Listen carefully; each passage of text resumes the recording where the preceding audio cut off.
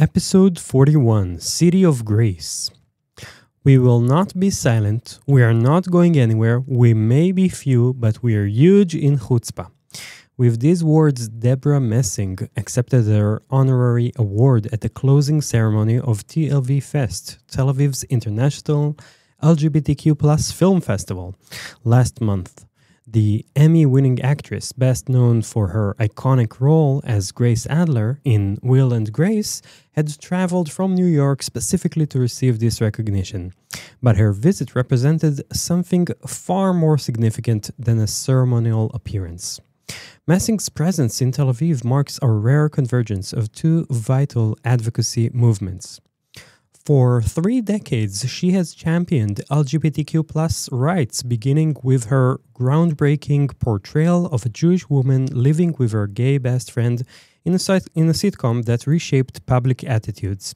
Since October 7th, she has emerged as one of Hollywood's most vocal supporters of Israel, often at considerable personal cost. At a moment when many public figures choose silence, Messing has chosen to speak, and more importantly, to show up. Her week-long stay at the Satai Hotel's presidential suite, 120 square meters of luxury with panoramic Mediterranean views and 2 sun terraces, became more than just accommodation. From those windows overlooking the sea, Messing could see the city she had praised to Mayor Ron Huldai during their meeting at City Hall. Tel Aviv is a beautiful, vibrant, gorgeous city, she said. The mayor, presenting her with the key to the city, joked that it doesn't always work. Messing's response captured both her humor and genuine affection. I would love to come back and act here. You know, I'm learning Hebrew. That's good. I'm going to take this as an invitation to move here. Please do. It's an open invitation. The significance of that key to the city ceremony extends beyond the ceremonial. In a time when many are silent, Huldai said, she chose to make her voice clear and sharp for Israel and for universal values of justice, freedom, and humanity. The gesture carries particular weight given Tel Aviv's unique position as the only major city in the Middle East where LGBTQ+ individuals genuinely feel that they can live openly and safely.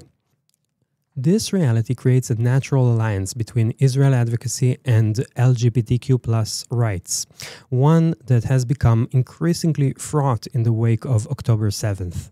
Messing's willingness to bridge these communities represents a form of moral clarity that has become increasingly rare in contemporary progressive spaces.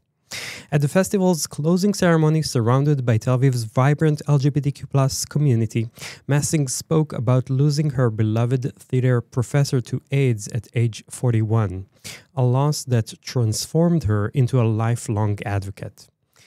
It taught us that we always have to do something, especially the things that scare us, she recalled.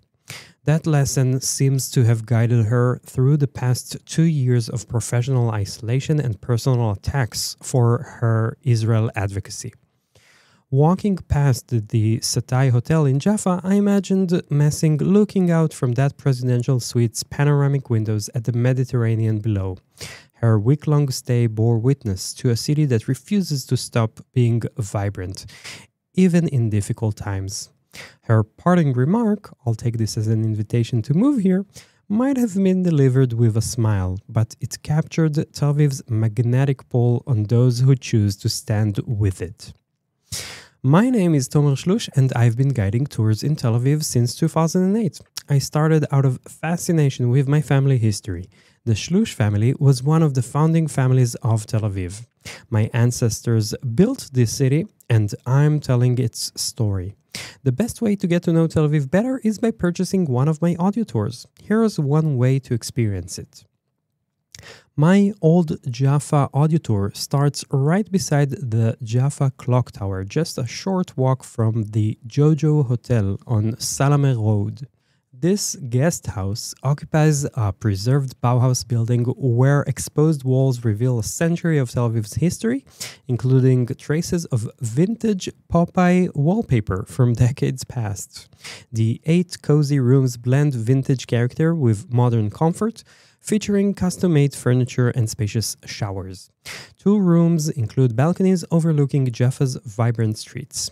What sets Jojo apart is its communal lounge designed for connection rather than formal hotel distance. The fully equipped kitchen, comfortable seating areas, and intimate courtyard create spaces where travelers naturally meet and share experiences. The staff goes beyond basic hospitality, connecting guests to the best breakfast spots, hippest bars, and most interesting tours in the area. While the building has no elevator, the rooms are only 16 steps up on the first floor, and staff happily assist with luggage. After enjoying Jojo's welcoming atmosphere, you'll be perfectly positioned to start my Old Jaffa audio tour. The walk begins near the Jaffa Clock Tower and takes you through 4,000 years of history compressed into Old Jaffa's compact hillside. In summer, I recommend starting no later than 10 a.m. to avoid the heat, but during these winter-ish days, you can begin in the late morning hours. This hour-long route weaves through ancient alleyways where you'll follow the footsteps of Alexander the Great, the Crusaders, and Napoleon Bonaparte. My narration will guide you beside beautifully restored stone buildings that now house galleries and workshops in the artist's quarter. As you climb toward the highest point in Old Jaffa, I'll share how archaeological findings dating back to the pharaohs were discovered in these very gardens where you're walking. You'll decipher symbols on St. Peter's Church, make a wish on the Wishing Bridge while overlooking the Mediterranean, and see Andromeda's rocks, where Greek mythology intersects with Jaffa's ancient coastline. The suspended orange tree is another stop in this audio tour, a tree somehow still living and growing despite being completely uprooted.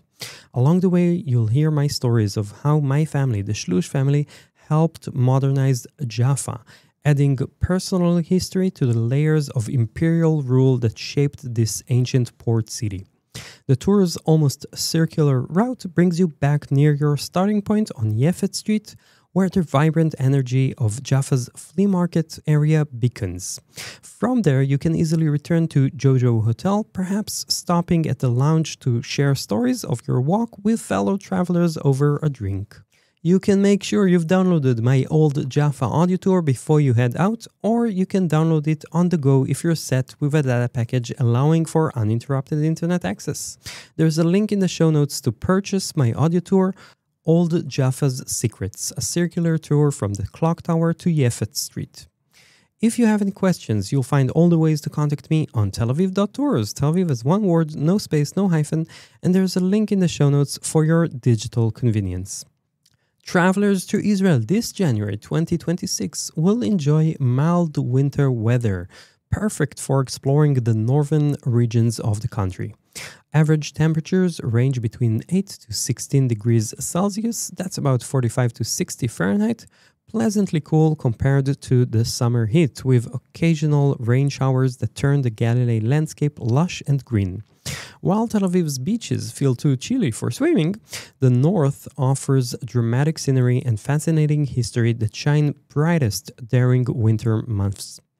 The Golan Heights tower over the northeastern corner of Israel, offering panoramic views across Syria with the hopes that one day, sooner rather than later, it will be possible to cross this border peacefully. Mount Hermon, Israel's highest peak at 2,800 meters, more than 9,000 feet, becomes the country's only ski resort during winter. January typically brings the best snow conditions, attracting Israeli families who otherwise travel abroad for winter sports. Even if skiing isn't your interest, the cable car ride provides beautiful views of snow-covered peaks on the background of green valleys further away. The Golan's volcanic landscape includes nature reserves and waterfalls that flow strongest after winter rains. It's also the cowboy countryside of Israel, with numerous ranches and an area rich with wineries producing some of Israel's finest bottles, definitely worth a visit. Mount Meron rises as the highest peak in the Galilee region, surrounded by hiking trails through Mediterranean forests. The nearby city of Safed, Tzfat in Hebrew, perched at 900 meters elevation, ranks among Judaism's 4 holy cities alongside Jerusalem, Hebron, and Tiberias. The narrow cobblestone alleys of Safed wind between ancient synagogues and artists' galleries where Kabbalists developed Jewish mysticism during the 16th century. The city's cool January temperatures and frequent morning mists create an atmospheric setting for exploring its spiritual heritage and traditional Jewish art scene. Nazareth, the largest Arab city in Israel, draws Christian pilgrims to the Basilica of the Annunciation, built over the grotto where tradition holds the angel Gabriel appeared to Mary. The city's markets overflow with Middle Eastern spices, sweets, and handicrafts, while its restaurants serve some of the region's best Arabic cuisine. Just outside Nazareth, the dome-shaped Mount Tabor rises from the Jezreel Valley.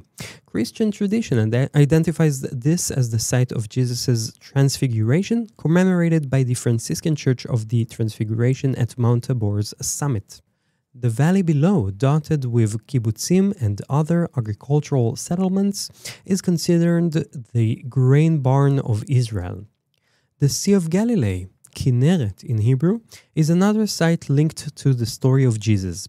January rainfall raises the lake's water level, but please don't try to walk on water.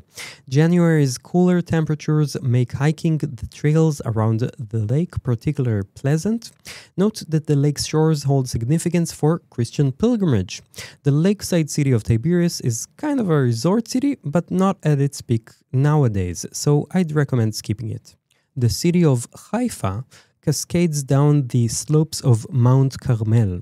It is Israel's 3rd most populated city after Jerusalem and Tel Aviv, and takes pride in peacefully blending different religious groups.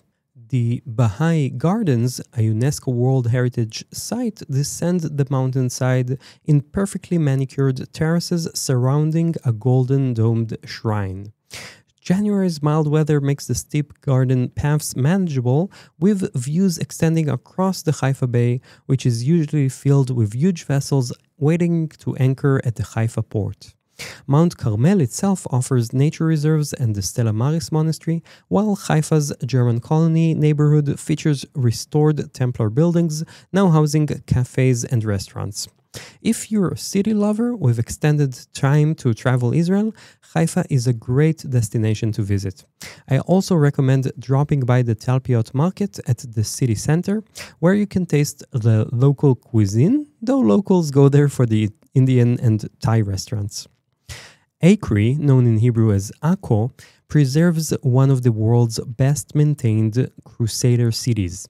Underground holes and tunnels from the period European knights came to capture the Holy Land lie beneath the Ottoman-era city, creating layers of history spanning 1,000 years.